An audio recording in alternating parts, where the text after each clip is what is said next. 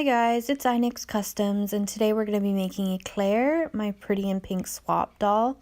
As you can see, we're making her out of Batsy Claro, and I started by removing all of her accessories and cutting off her hair so that I can pull the roots out through the bottom of her head. And this is really the only actual video that I have, because I realized that my setup to record wasn't really working for me, so the rest of it's going to be just pictures, but I'll still do the voiceover so I can let you know what's going on. At this point, I'm taking pure acetone and removing the face up and prepping it for face up in the future. And as you can see, I was wearing red nail polish. Don't do that. It got everywhere.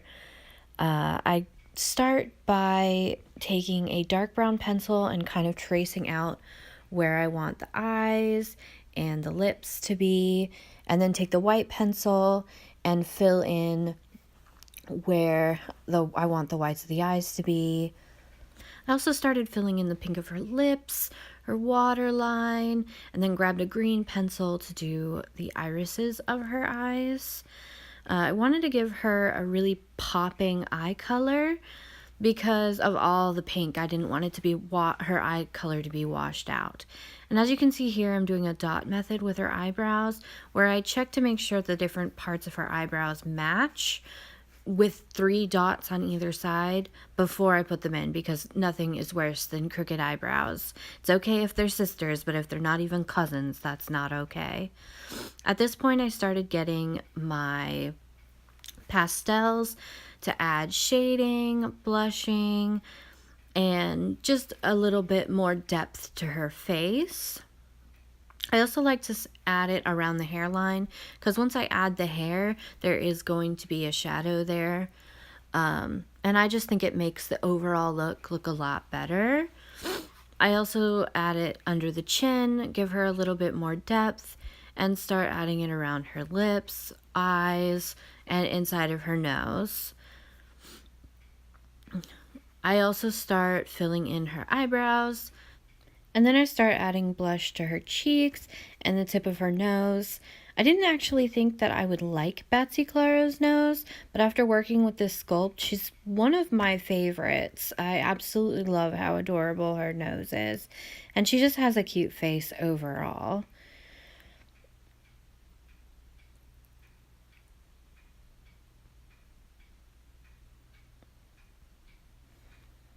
At this point, as you can see, I found my mom's light and decided that it would make it a lot easier for me to see what I'm doing. And it really did. So this is after I sealed it, and I'm just building up the layers and building up the layers, because there's only so much you can do with the layers on the first step, even with even with better pencils than what I was using here.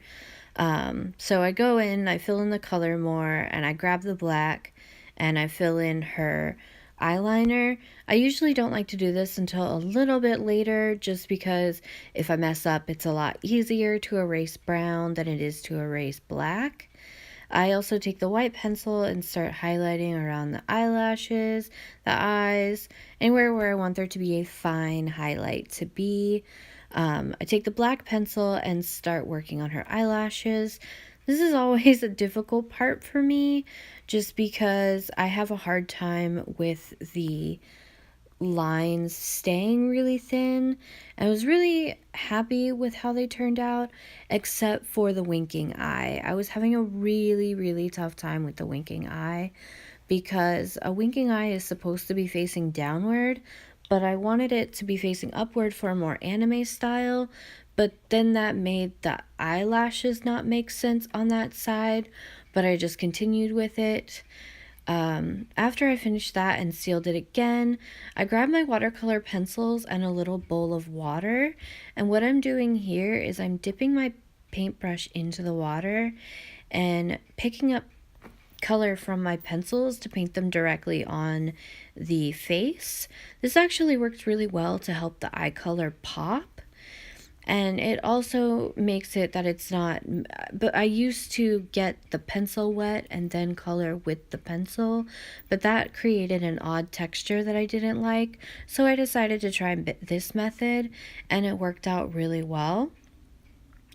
This part of the recording is also a little bit slower, so I can keep up with it a little bit better. This is my first time doing a voiceover with a video, so I apologize for that, and please bear with me. I'm still learning that part anyway. So at the moment, I'm just trying to add a lot of extra detail to the eyes, making the lines in blues and greens, just to really give it that extra depth. And I also add a little bit of gray just to add some shadows and start going in to try to fill in the eyelashes a little bit more. Again, this is a part I have trouble with.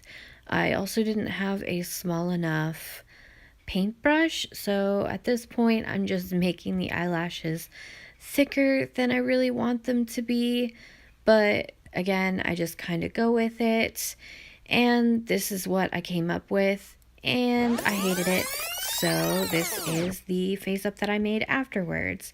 I like this one a lot more. She's a lot more subtle, and I had used better tools. So at this point, I start working on her dress. I wanted to give her a Rococo Princess Lolita type look, so I was making kind of a princessy dress, and I was also using a mixture of pink and brownish pink and white hair from RetroDollsUS as required by the swap. I was gluing it on with this type of hair. I definitely do not recommend. It was too heavy and I was having a really hard time with it, so I would definitely reroute it in the future. And after I finished gluing it on, I boil set it straight just to help it. And I borrowed Frankie for the dress so that I could paint on the details. And I took some stock shoes that I already had and painted some brown and white swirls to it. And then I took straws and bobby pins to add curl to her hair. After that was set, I made a tiny little Éclair to stick on top of her head, which I thought was absolutely adorable. After which I added some rhinestone as sprinkles to it, and she is finished. Sorry for the craziness of the recording, but thank you for watching anyway, and I'm glad she arrived safely to her new owner, Keltane.